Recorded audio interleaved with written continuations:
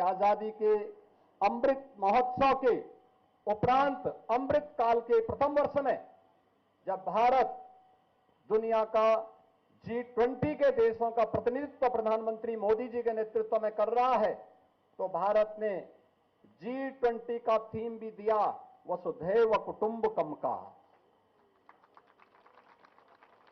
याद करिए, दुनिया जिस शब्द के तात्विक बोध को समझने में हो सकता है कि कहीं कोई कमी रह गई हो, लेकिन भारत हजारों वर्षों से इस बात को मानता रहा है, उस बात को अंगीकार करता रहा है। और जब भारत को अपनी इन उपलब्धियों पर गौरव की अनुभूति होनी चाहिए, हर भारतवासी जब इन मुद्दों को लेकर के एकजुट होकर के भारत की 140 करोड़ की आबादी जब भारत के यशस्वी नेतृत्व में आगे बढ़कर के एक साथ कार्य करेगा, तो भारत को दुनिया की सबसे बड़ी ताकत के रूप में उभरने से कोई रोक नहीं सकता है। लेकिन जो लोग भारत की प्रगति और भारत की समृद्धि जिनको अच्छा नहीं लगता, वे लोग कुछ न कुछ व्यवधान पैदा करने का प्रयास करेंगे। हम लोगों को इनकी परवाह के बगैर अपने पथ पर अग्रसर होना होगा, क्योंकि एक काल में नहीं हुआ, हर काल में सत्य को झुठलाने का प्रयास हुआ है। क्या रावण ने झुठलाने का प्रयास नहीं किया था?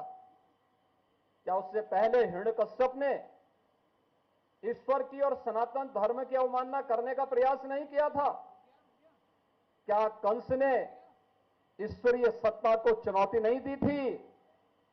और ईश्वरीय सत्ता को चुनौती देने वाले आज क्या कर रहे हैं, उनकी स्थिति क्या है? सब कुछ मिट गया, कुछ नहीं बचा है। लेकिन ईश्वर जैसे सत्य है, शाश्वत है, ऐसे सनातन धर्म भी सत्य है, शाश्वत है। हमें सत्य और शाश्वतता को सदैव अंगीकार करके सकारात्मक भाव के से आगे बढ़ना चाहिए।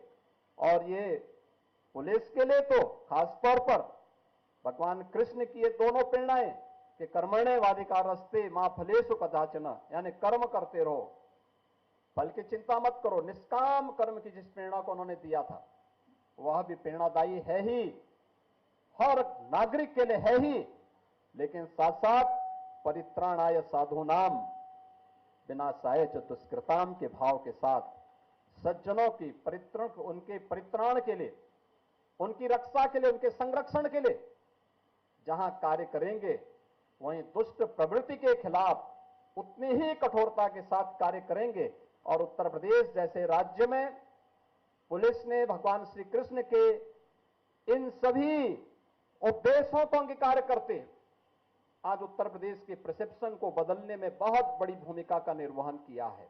आज इसी का परिणाम है, एक वर्ष में 31 करोड़ पर्यटक उत्तर प्रदेश में आते हैं। देश के सबसे बड़े इन्वेस्टमेंट के डेस्टिनेशन के रूप में उत्तर प्रदेश आज देश के अंदर उभरता है। और उत्तर प्रदेश के बारे में लोगों की धारणा बदल चुकी है। अब लोग ये मानते हैं कि उत्तर प्रदेश देश के अंदर सबसे अच्छी प्रगति करने वाले राज्यों में है, अग्रणी राज्यों में उत्तर प्रदेश की गिनती हो रही है।